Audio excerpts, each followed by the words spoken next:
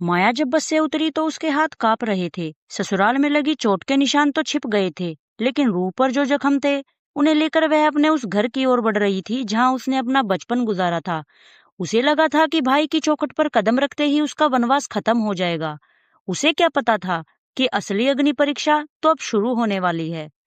जैसे ही उसने घर के आंगन में कदम रखा, भाई सुमित की नजर सबसे पहले उसके सूजे हुए चेहरे पर नहीं, बल्कि उसके हाथ में मौजूद भारी सूटकेस पर पड़ी। सुमित ने पानी का गिलास आगे बढ़ाते हुए पहला सवाल हालचाल का नहीं, बल्कि यह पूछा, सबको बताकर आई हो या फिर से भाग कर आई हो? पीछे खड़ी भाभी रेखा के चेहरे पर मुस्कुराहट तो थी, पर आंखों में साफ डर था कि कहीं अब घर के राशन और कमरे में एक हिस्सेदार और न बढ़ जाए। माया ने कुछ नहीं कहा, बस अपनी थकी हुई आंखों से पुराने कमरों को देखने लगी। हफ्ता भी नहीं बीता था कि घर की फिजा बदलने लगी। सुबह की चाय अब माया को अपने हाथ से बनानी पड़ती थी, और चाय के साथ उसे बिस्किट नहीं, बल्कि ताने परोसे जाते। एक दिन नाश्ते की मेज पर रेखा ने जानबूझकर कहा, सुमित, अब घर में एक इंसान बढ़ गया है तो खर्चे भी बढ़ेंगे। ऊपर वाला कमरा जो हमने स्टोर बनाने का सोचा था, अब तो वह भी फंस गया। सुमित ने अपनी बहन की तरफ देखा तक नहीं और बोला, माया, देख ले, अगर कुछ दिन की बात है तो ठीक है, वरना समाज में मेरी भी इज्जत है। लोग कहेंगे कि बहन का घर नहीं बसा सका। धीरे धीरे माया को एहसास कराया जाने लगा कि इस घर में रहने की एक कीमत है। वह अब घर की बेटी नहीं, बल्कि एक ऐसी काम वाली थी जिसे तनख्वाह नहीं देनी पड़ती थी।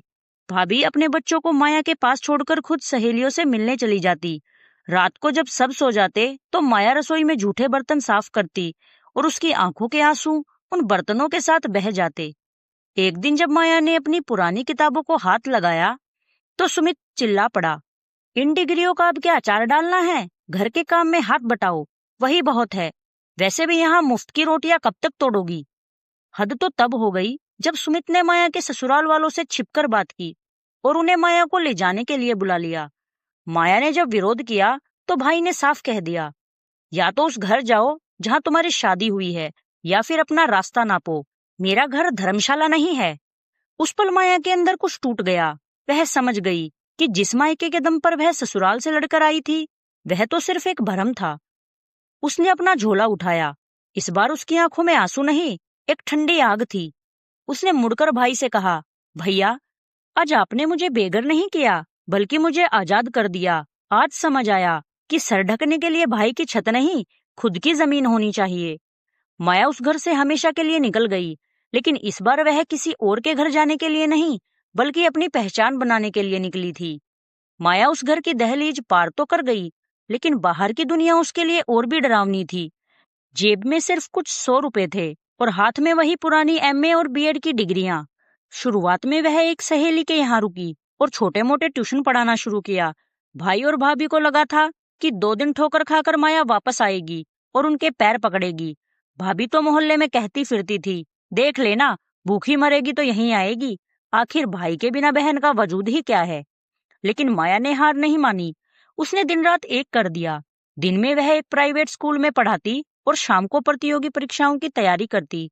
कई बार उसे सिर्फ चाय और बिस्किट खाकर रात गुजारनी पड़ी, ताकि वह अपने लिए एक छोटा सा कमरा किराए पर लेने के पैसे जोड़ सके।